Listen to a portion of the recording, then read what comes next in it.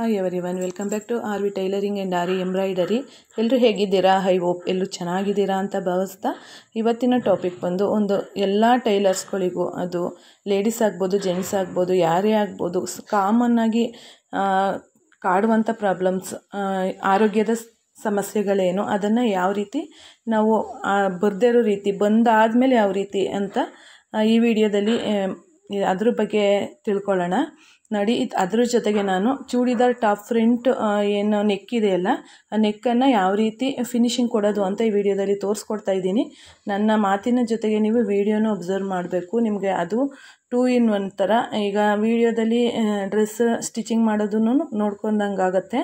ಜೊತೆಗೆ ನಾನು ಹೇಳ್ಕೊಡುವಂಥ, ನನಗೆ ತಿಳಿದಿರುವಂತಹ ಸಲಹೆಗಳನ್ನ ನಾನು ಕೊಡ್ತೀನಿ, ಅದನ್ನು ತಿಳ್ಕೊಂಡಂಗೆ ಆಗುತ್ತೆ. ಜೊತೆಗೆ ಯಾರೆಲ್ಲ ಹೊಸ್ದಾಗಿ ನೋಡ್ತಿದ್ದೀರಾ ಎಲ್ಲರೂ ಕೊನೆವರೆಗೂ ವಿಡಿಯೋನ ನೋಡಿ. ತುಂಬಾ ಹೆಲ್ಪ್ಫುಲ್ ಆದಂಥ ವಿಡಿಯೋ. ಪ್ರತಿಯೊಂದು ವಿಡಿಯೋದಲ್ಲೂ ಒಂದೊಂದು ಟಿಪ್ಸು ಇದ್ದೇ ಇರುತ್ತೆ.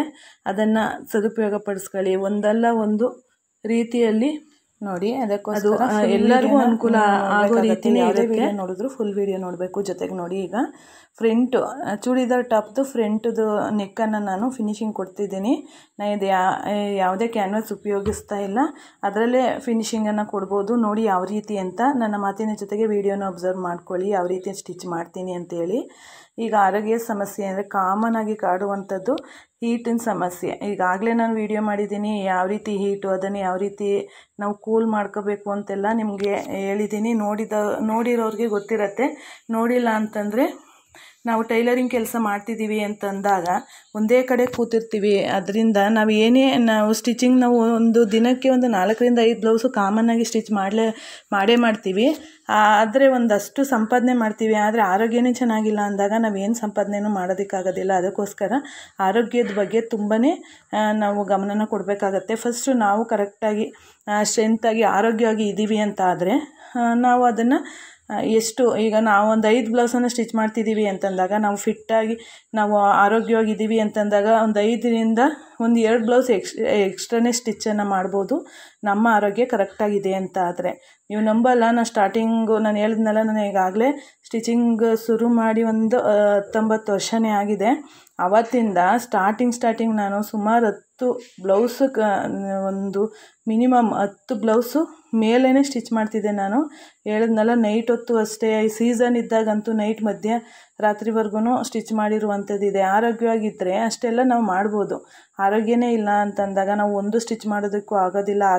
ಲಾಸ್ ಆಗೋದು ನಮಗೇನೆ, ಲಾಸ್ ಆಗೋದು, ಕಸ್ಟಮರನ್ನು ಹಾಕೊಳ್ಳೋದು, ಪ್ರತಿಯೊಂದು ಆಗುತ್ತೆ. ಇದೆಲ್ಲ ಆರೋಗ್ಯದ ಮೇಲೆ ನಿಂತಿರುತ್ತೆ. ಅದರಿಂದ ನಾವು ಫಸ್ಟು ನಮ್ಮ ಆರೋಗ್ಯದ ಬಗ್ಗೆ ಫಸ್ಟು ಗಮನನ ಕೊಡಬೇಕು. ನಾವು ಒಂದೇ ಕಡೆ ಕೂತು ಸ್ಟಿಚ್ ಮಾಡಲೇಬೇಕಾಗತ್ತೆ.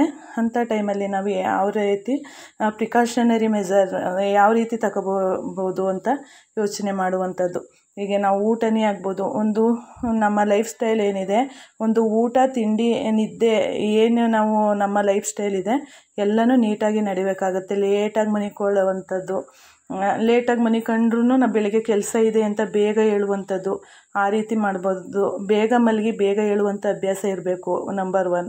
ಜೊತೆಗೆ ನಾವು ಕಟಿಂಗ್ ಮಾಡೋದ್ರಿಂದ ತುಂಬಾ ಹ್ಯಾಂಡ್ಗಳು, ತೋಳುಗಳು ಏನಿದೆ, ಕೈ, ನಮಗೆ ಭುಜದ ಹತ್ರ ಎಲ್ಲ ಕೈಯಿಂದೇ ಕೆಲಸ ಆಗಿರೋದ್ರಿಂದ ಕಟಿಂಗ್ ಮಾಡೋದಿರ್ಬೋದು, ಮತ್ತು ಸ್ಟಿಚಿಂಗ್ ಮಾಡುವಾಗ ಕಾನ್ಸಂಟ್ರೇಟು, ಕಣ್ಣು ಸಮಸ್ಯೆಗಳು ಮುಂದೆನೇ ತಿಳಿಸ್ಕೊಡ್ತಾ ಹೋಗ್ತೀನಿ. ಈಗ ಕೈ ಸಮಸ್ಯೆ ಆಗ್ಬೋದು. ಕೈ ನಾವು ಜಾಸ್ತಿ ಯೂಸ್ ಮಾಡೋದ್ರಿಂದ ಏನಾಗುತ್ತೆ, ಕೈ ಶೋಲ್ಡರ್ ಹತ್ರ ಎಲ್ಲ ನೋವು ಬರುವಂಥದ್ದು, ಎಲ್ಲ ನೈಟ್ ಟೈಮಲ್ಲೆಲ್ಲ ನೋವು, ತುಂಬಾ ನೋವು ಬಂದುಬಿಡುತ್ತೆ. ಜೊತೆಗೆ ನಮಗೆ ಸೊಂಟ ನೋವು ಜಾಸ್ತಿ ಬರುತ್ತೆ. ಅದರಲ್ಲೂ ಲೇಡೀಸ್ಗಂತೂ, ಇನ್ನೂ ಮದುವೆ ಆಗದೆ ಇರೋರಿಗೆ ಅಷ್ಟು ಮಕ್ಕಳಿರುವಂಥವರಿಗೆಲ್ಲ ಈಗೆಲ್ಲ ಜಾಸ್ತಿ ಸೀಸರಿಯನ್ನೇ ಆಗಿರುವಂಥದ್ದು ಜಾಸ್ತಿ ಇರುವಂಥದ್ದು ಮಕ್ಕಳು ಹೆರಿಗೆಯಲ್ಲಿ. ಅಂಥವರಿಗಂತೂ ತುಂಬಾ ಪೇನ್ ಆಗುತ್ತೆ.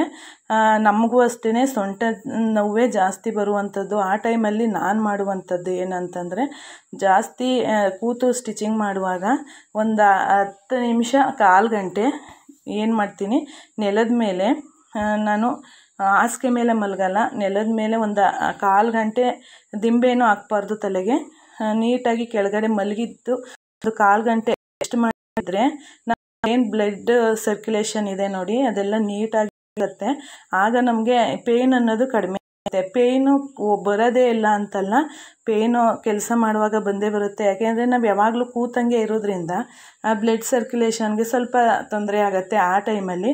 ಅದರಲ್ಲೂ ಈಗ ನಾನು ಹೇಳ್ದಂಗೆ ಸಿಸರಿಯನ್ ಆಗಿರುವಂಥ ಲೇಡೀಸಲ್ಲಿ ತುಂಬಾ ಪೇಯ್ನು ತುಂಬಾ ಬರುತ್ತೆ. ನಿಮ್ಗೆ ಯಾರಿಗಾದರೂ ಈ ರೀತಿ ಪೇಯ್ನ್ ಬರುತ್ತಾ ಅಂತ ಖಂಡಿತ ಕಮೆಂಟ್ ಬಾಕ್ಸಲ್ಲಿ ತಿಳಿಸಿ.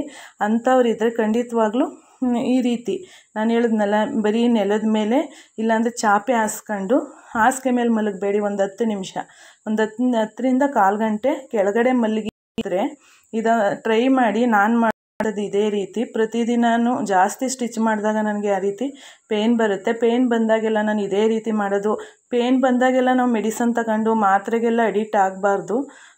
ನಾವು ಹೇಳಿದ್ನಲ್ಲ, ಊಟ ತಿಂಡಿಲಾಗ್ಬೋದು, ನಿದ್ದೆಯಲ್ಲಾಗ್ಬೋದು, ಈ ರೀತಿ ಎಲ್ಲ ನಾವು ನೋಡಿಕೊಂಡು ನಮ್ಮ ಕೆಲಸದ ಜೊತೆಗೆ ನಮ್ಮ ಆರೋಗ್ಯನೂ ಸಮತೋಲನ ಅಂತಾರೆ ನೋಡಿ, ಆ ರೀತಿ ಎಲ್ಲನೂ ಬ್ಯಾಲೆನ್ಸ್ಡ್ ಆಗಿ ನಾವು ನೋಡಿಕೊಂಡು ಬಂದಾಗ ನಮ್ಮ ಕೆಲಸನೂ ಸಲೀಸಾಗಿ ನಡೆಯುತ್ತೆ. ಮತ್ತು ನಮ್ಮ ಕಸ್ಟಮರ್ನು ಇನ್ಕ್ರೀಸ್ ಮಾಡ್ಕೊಳ್ಳೋದಕ್ಕೂ ಹೆಲ್ಪ್ ಆಗುತ್ತೆ. ಯಾಕೆ ಅಂದರೆ ನಾವು ಇನ್ ಟೈಮ್ಗೆಲ್ಲ ಕೊಡ್ತಾ ಇರ್ತೀವಿ, ಎಲ್ಲ ನೀಟಾಗಿ ನಡೀತಿದೆ ಅಂತಂದಾಗ ಕಸ್ಟಮರು ಸ್ಟಿಚ್ ಮಾಡಿಸುವಂಥವ್ರು ಖಂಡಿತವಾಗ್ಲೂ ಕೊಟ್ಟೇ ಕೊಡ್ತಾರೆ. ಅಂಥ ಟೈಮಲ್ಲಿ ನಮ್ಮ ಬಿಸ್ನೆಸ್ ಇನ್ಕ್ರೀಸ್ ಆಗುತ್ತೆ, ನಾವು ಹೆಚ್ಚು ಹೆಚ್ಚು ಸಂಪಾದನೆ ಮಾಡೋಕ್ಕೆ ಸಾಧ್ಯ ಆಗುತ್ತೆ. ಅದಕ್ಕೋಸ್ಕರ ಯಾರೇ ಆದರೂ ಫಸ್ಟ್ ಫ್ರೆಂಡ್ಸ್ ನಾವು ಆರೋಗ್ಯಕ್ಕೆ ಬೇಕು. ಸಂಪಾದನೆ ಅಂತ ಹೇಳಿ ತಪ್ಪು ನಾನು ಮಾಡಿದ್ದೀನಿ.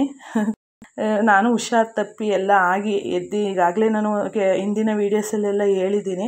ಆದರೆ ಅದನ್ನು ನೀವು ಆ ರೀತಿ ಮಾಡ್ಕೋಬಾರ್ದು. ಈಗ ಬಿಗಿನರ್ಸ್ ಟೈಲರ್ ಇರ್ಬೋದು, ಟೈಲರಿಂಗ್ ಕೆಲಸ ಮಾಡ್ತಾ ಇರೋರು ಇರ್ಬೋದು, ಎಲ್ಲರಿಗೂ ಕಾಮನ್ನಾಗಿ ಈ ಥರ ಪ್ರಾಬ್ಲಮ್ಸ್ ಬಂದೇ ಬರುತ್ತೆ. ಕೂತ್ಕೊಂಡೇ ಮಾಡೋದ್ರಿಂದ ಕೂತ್ಕೊಂಡು ಎದ್ದು ಬಂದು ಕೂತ್ಕೊಂಡು ಮಾಡ್ಬೋದು. ಆದ್ರೂ ಜಾಸ್ತಿ ಟೈಮು ನಾವು ಕೂತಲ್ಲೇ ಸ್ಪೆಂಡ್ ಮಾಡೋದ್ರಿಂದ ಇವೆಲ್ಲ ಖಂಡಿತ ಆಗುತ್ತೆ. ನಾವು ಕೂತಲ್ಲೇ ಇರೋದ್ರಿಂದ ನಮಗೇನಿದೆ ನಮ್ಮ ಸೊಂಟದ ಮೇಲೆ ನಮ್ಮ ಸೊಂಟದ ಮೇಲೆ ಬೀಳುವಂಥ ಆ ಟೈಮಲ್ಲಿ ಸೊಂಟ ನೋವು ಖಂಡಿತ ಇರುತ್ತೆ. ಅದರಲ್ಲೂ ಸಿಸೇರಿಯನ್ ಆಗಿರುವಂಥ ಲೇಡೀಸ್ಗಂತೂ ಇದ್ರ ಪ್ರಾಬ್ಲಮ್ ಜಾಸ್ತಿನೇ ಇರುತ್ತೆ. ಅದ್ರ ಅನುಭವ ನನಗಾಗಿದೆ. ನಾನು ಆದಾಗ ಈ ರೀತಿಯೇ ಮಾಡುವಂಥದ್ದು. ಕೆಳಗಡೆ ನಾನು ಜಾಸ್ತಿ ಮೆಡಿಷನ್ಗೆ ಅಡಿಕ್ಟ್ ಆಗಲ್ಲ. ಜೊತೆಗೆ ಯಾಕೆ ಎನಿ ಟೈಮ್ ನಾವು ಮಾಡುವಂಥದ್ರಿಂದ ಆಗುವಂಥದ್ದು. ಎನಿ ಟೈಮ್ ಕೂರೋದ್ರಿಂದ ಅದಕ್ಕೋಸ್ಕರ ಎನಿ ಟೈಮ್ ನಾವು ಮೆಡಿಷನ್ ತಗೊಳ್ಳೋದಕ್ಕಾಗೋದಿಲ್ಲ. ಅದಕ್ಕೋಸ್ಕರ ನಾವು ಮಾಡುವಂಥದ್ದು ಕೆಳಗಡೆ ಮಲಗಿ ಎದ್ದರೆ ನನಗೆ ಅವಾಗ ರಿಲೀಫ್ ಆಗುತ್ತೆ. ಪುನಃ ನೋವೇನಿಲ್ಲ. ಪುನಃ ನೋವು ಬಂದಾಗ ಪುನಃ ಅದೇ ರೀತಿಯನ್ನೇ ಮಾಡುವಂಥದ್ದು. ನೀವು ಇದೇ ರೀತಿ ಒಂದು ಸತಿ ಟ್ರೈ ಮಾಡಿ ನೋಡಿ, ನನಗೆ ಕಮೆಂಟ್ ಮಾಡಿ ನಿಮಗೆ ಯಾವ ರೀತಿ ಇದರಿಂದ ಬೆನಿಫಿಟ್ ಆಗಿದೆ ಅಂತ. ಖಂಡಿತ ಆಗುತ್ತೆ, ಬೆನಿಫಿಟ್ ಖಂಡಿತ ಇದೆ. ಈ ರೀತಿ ಸೊಂಟ ನೋವಿಗೆ ಈ ರೀತಿ ನಮ್ಮ ಮನೆಯಲ್ಲೇ ನಾವು ರೆಡಿ ಮಾಡ್ಕೋಬೋದು. ಅದೆಲ್ಲನೂ ನಾವು ಹಾಸ್ಪಿಟಲ್ಗೆ ಹೋಗಿ ಅವ್ರಿಗೊಂದಷ್ಟು ದುಡ್ಡನ್ನು ಕೊಟ್ಟು ನಾವು ಮೆಡಿಸನನ್ನು ತಿಂದು ಇನ್ನೊಂದು ಆಗುವಂಥದ್ದೇನೂ ಇಲ್ಲ. ನಾವು ನಮ್ಮ ಆರೋಗ್ಯನ ನಾವೇ ಕಾಪಾಡ್ಕೋಬೇಕು. ಇದರಿಂದ ನಾವು ಆರೋಗ್ಯ ಚೆನ್ನಾಗಿದೆ ಅಂತ ಆದಾಗ ಸುಮಾರು ಜನ ಸೊಂಟ ನೋವು ಅನ್ನೋ ಪ್ರಾಬ್ಲಮಿಂದನೇ ಟೈಲರಿಂಗ್ ಕೆಲಸ ಬಿಟ್ಟಿರೋದುಂಟು. ನಮ್ಮೂರಲ್ಲೇ ಅಕ್ಕಪಕ್ಕದಲ್ಲೇ ನೋಡಿದ್ದೀನಿ ನಾನು. ನಿಜವಾಗ್ಲೂ ಅವರು ಇಲ್ಲ ಸೊಂಟ ನೋವು ಅದು ಮಾಡಿದ್ರೆ ಸೊಂಟ ನೋವು ಆಗುತ್ತೆ, ಹೀಟ್ ಆಗುತ್ತೆ, ಮತ್ತು ಕೆಲವರು ಜಾಸ್ತಿ ಕೂರೋದ್ರಿಂದ ದಪ್ಪ ಆಗ್ತಾರೆ ಜಾಸ್ತಿ, ಇವೆಲ್ಲ ಇರುತ್ತೆ. ಇದು ಸುಮಾರು ಜನ ಕೆಲಸನೇ ಬಿಟ್ಟಿದ್ದಾರೆ. ಹಂಗನ್ಬಿಟ್ಟು ಎಲ್ಲರೂ ಕೆಲಸ ಬಿಟ್ಬಿಟ್ಟು ಕೂರೋದಕ್ಕಾಗೋದಿಲ್ಲ. ಅವಶ್ಯಕತೆ ಖಂಡಿತ ಇದೆ ನಮ್ಗಳಿಗೆ, ನಾವು ಮಾಡಲೇಬೇಕು. ನಾವು ಮಾಡಬೇಕು ಅನ್ನುವಂಥವ್ರು ಈ ರೀತಿ ನಾವು ಏನು ಹೇಳಿದ್ನಲ್ಲ, ನಾವು ಮೆಡಿಸನ್ಗೆ ಅಡಿಕ್ಟ್ ಆಗೋ ಬದಲು ನಾವು ಇದಕ್ಕೆ ಏನು ಮಾಡ್ಬೋದು ಅಂತ ಈಗ ನಾನು ಮಾಡುವಂಥದ್ದು. ನಾನು ನೀಟಾಗಿ ಊಟ ತಿಂಡಿ ಮಾಡ್ತೀನಿ. ಜೊತೆಗೆ ರಾತ್ರಿ ಮಾಡುವಂಥ ಕೆಲಸ ಈಗಾಗಲೇ ನಾನು ನನ್ನ ಸಂಜೆ ರೊಟೀನಲ್ಲಿ ತಿಳಿಸಿದ್ದೀನಿ, ಮಾಡ್ಕೋತೀನಿ. ಈ ರೀತಿಯೇ ನೀವು ಮುಗಿಸ್ಕೊಂಡು ಹೋಗಿ. ನಿಮಗೂ ಯಾವ ರೀತಿ ಬೇಕಾಯಿತು ಅಂತ ಖಂಡಿತ ಕಮೆಂಟಲ್ಲಿ ತಿಳಿಸಿ. ಮುಂದಿನ ಟಿಪ್ಸೊಂದಿಗೆ ಮುಂದಿನ ವಿಡಿಯೋದಲ್ಲಿ ಸಿಗ್ತೀನಿ.